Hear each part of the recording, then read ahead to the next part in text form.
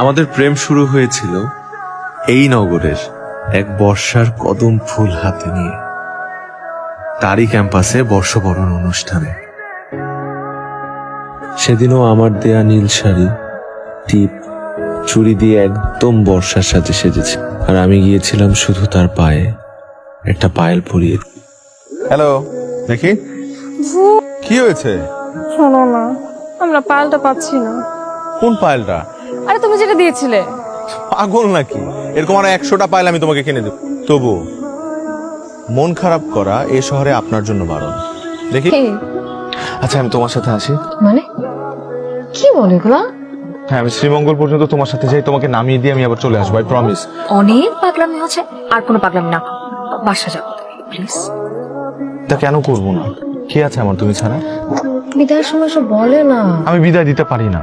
আজ দিতে হবে, শীঘ্রই তাহলে দেখা হচ্ছে। দেখা হোক, তা না হলে এই শহর প্রেম শূন্য রোগ। কি রে এখানে? শোনো বাবা, এমনি বাবা একটা কথা বলি। বল। বাবা মুখে চিনি, ও মানুষ অনেক ভালো বাবা।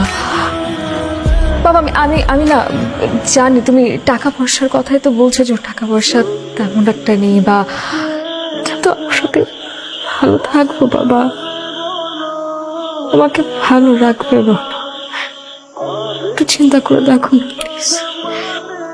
তুই আমার চেয়ে ভালো বুঝিস না আমি তোর চেয়ে ভালো বুঝি? আমি যে সিদ্ধান্ত নিয়েছি এটাই ফাইনাল। অনু, আমার কাছে মনে হয় কি যে তোমাকে ভাবে ঘুরানো আমার ঠিক হচ্ছে না। আমার কিছু সত্যি কথা তোমাকে বলার আছে। কি বলো? আমি এবার ঢাকা এসে কিছু ডকুমেন্টস কালেক্ট করার জন্য। আমার বাবা আমার বিয়ে ঠিক করেছে।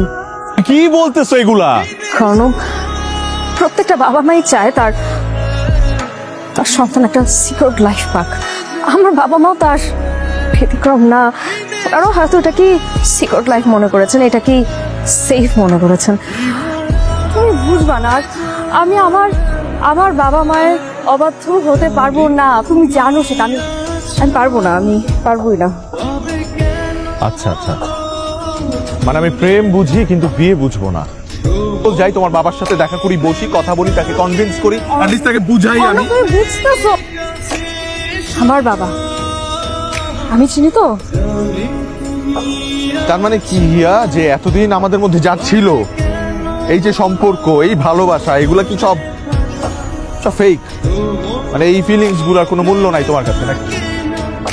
হিয়া, তোমার বাবা তো কি চায় উনি? যে আমি এসব ছেড়ে দেই? ছেড়ে দেবো আমি এসব তোমার জন্য? আর কি চায়? যে সিকিউর ফিউচার চায় তো, 9টা 5টা চাকরি, মাস শেষে একটা হ্যান্ডসাম অ্যামাউন্ট স্যালারি করবো আমি তোমার জন্য। কোন একটা ব্যাংকের চাকরি আমি ম্যানেজ করবো। তুমি আমার প্রথম ভালোবাসা। ইয়া, আমি জানি যে তুমিও আমাকে অনেক ভালোবাসো, শুধুমাত্র তোমার ফ্যামিলির প্রেশারের কারণে তুমি আমাকে